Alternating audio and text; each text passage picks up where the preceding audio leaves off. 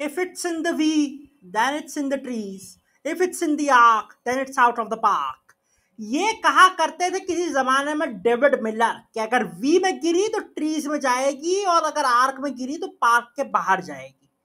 लेकिन इसी माइंडसेट की वजह से डेविड मिलर बन गए T20 क्रिकेट के एब्सोल्यूट मैच विनर। वो डेविड मिलर जो कि आते से ही फ्रॉम द गेट गो शुरू हो जाता था। वो डेविड मिलर जिसके सामने स्पिनर्स बॉल को टर्न और ड्रिफ्ट करवाने से डरते थे कि कहीं उसी टर्न के साथ बाउंड्री के बाहर ना खेल दे। और वो डेविड मिलर जिसके सामने रफ्तार के सौदागर भी थर थर कांपते थे कि ये कहीं उसी रफ्तार का फायदा उठा के गेंद को दर्शकों के बीच ना पहुंचा दे।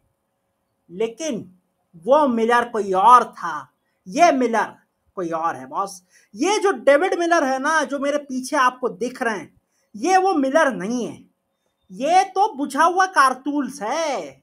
ये तो ऐसा लग रहा है कि AK-47 जिससे बहुत सारे राउंड्स फायर करती हैं, उसके बाद में फिर जो खोखा बच जाता है ना, रिवॉल्वर खराब, पिस्टल का खराब, राइफल का, वो खोखा है डेविड मिलर। वो मिलर कोई और थे जिनसे जान थर थर कांपती थी। इनके तो आते से ये हो जाता है कि बॉस इन्हें आउट मत करना, don't get his wicket, because ये अगर खेलते रहेंगे तो आपकी जीत के चांसेस बढ़ते रहेंगे। क्यों? क्योंकि बॉस ये तो रन बॉल खेलता है, ये तो 18 में 18 बनाता है।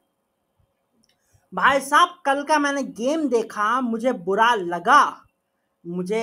लगा डेविड मिलर को देखकर कि यार किसी जमाने का मैच मिलर आज ऊंची दुकान फीका पकवान बन चुका है। बिकॉज वो क्लास कहाँ गई मिलर की, जो गेंदों को देखते से ही जज करके हैंड आई कोऑर्डिनेशन के साथ थर से बल्ला घुमा के छड़ से बाउंड्री के बाहर पटक देता था। मुझे तब ऐसा लगा कि अक्षर पटेल ने गलती कर दी जो उछलकर इनका कैच पकड़ लिया। अरे भैया, वो कैच ना लपका होता ना तो मार्को क्रीज पर ना आते और मिलर ऐसे ही तबाही मचाते रहते। और वो तबाही इंडिया को नहीं, साउथ अफ्रीका को तबाह कर जाती। इसीलिए तो मैंने लिखा है डेविड मिलर विरोधियों का मैच विनर। और ये सिर्फ मैं नहीं कह रहा हूं, उनके एक्स कोच मार्क बाउचर का भी यही कहना है कि बॉस डेविड मिलर अब स्पिन खेलना भूल चुके हैं, उन्हें स्पिन खेलना नहीं आती। और ये कबाड़े सिर्फ अभी से नहीं हो रहे हैं, ये तो IPL से कहानी शुरू हो चुकी थी जब डेविड मिलर स्पिनर्स के सामने फंस रहे थे।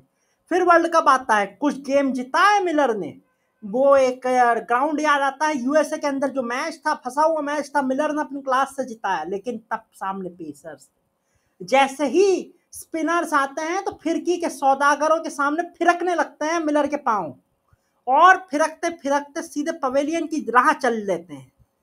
यह हो चुका है डेविड मिलर के साथ, और ये खतरनाक है बिकॉज साउथ अफ्रीका में मैच विनर्स की कमी है। और ऐसे में डेविड मिलर जो के साउथ अफ्रीका के नंबर 5 नंबर 6 मिडिल ऑर्डर के स्पॉट में से एक स्पॉट पर बिल्कुल कुंडली मार के बैठे हुए थे, उनका ये परफॉर्मेंस चौंका देता है। वर्ल्ड T20 की बात करते हैं, वो तो जीता हुआ मैच था ना, वो तो जीता हुआ मैच था।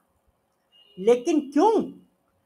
क्या जो मिलर ये दावा करता है it's in the V then it's in the trees, if it's in the arc then it's out of the park, क्या वो मिलर से 30 बॉल में 30 रन नहीं बने? उसी दिन शायद साउथ अफ्रीका को समझ जाना चाहिए था कि अब इन्हें चांस देने का कोई मतलब नहीं है, इनका गेम ओवर हो चुका है।